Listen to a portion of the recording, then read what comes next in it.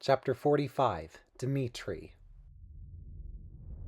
What is it, Dimitri? I overhear from Turtle. I don't even know where to really begin.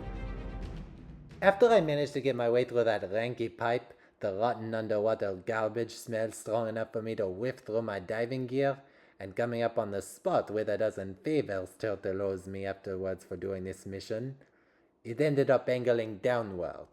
Fortunately, it never got narrower. It then angled horizontal again, and I found myself in a room, underneath a metal grate that took up the entire floor, with what looked like a few feet of extra water over top.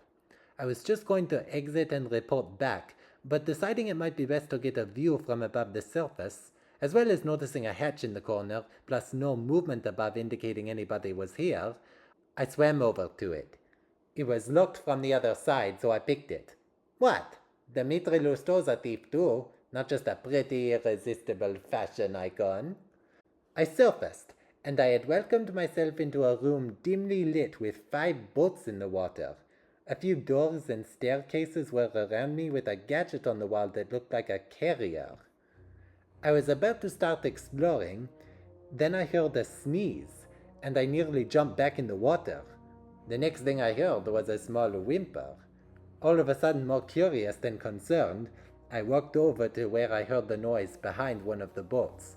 I don't know what I was expecting, but I was not expecting, of all things, a cage with noticeable bloodstains on the floor and a skinny little pup sitting down in it in what I recognize as a ripped up, filthy, even more unfashionable as a result, Heathrow prison uni.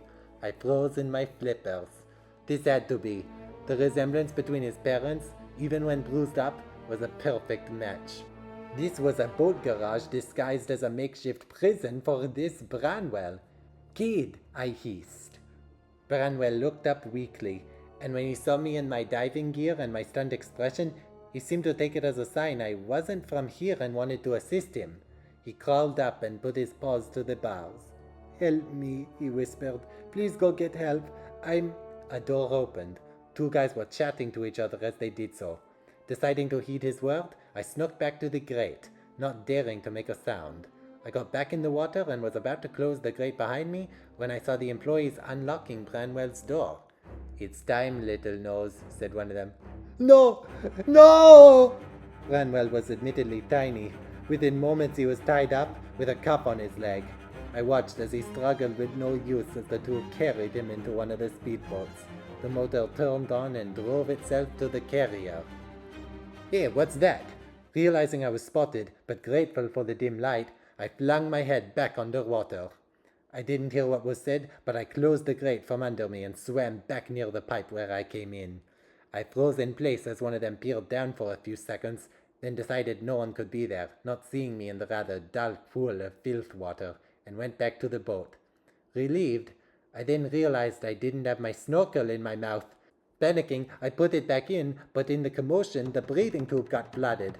I tried fixing it, sucking in the filthy water, pinching the tube afterward and spitting it out, but I realized this was causing bubbles to emerge that could alert to my location, so I swam back through the pipe. By the time I got back, I desperately needed air, but remembering the scanner, I had to swim to the side before emerging.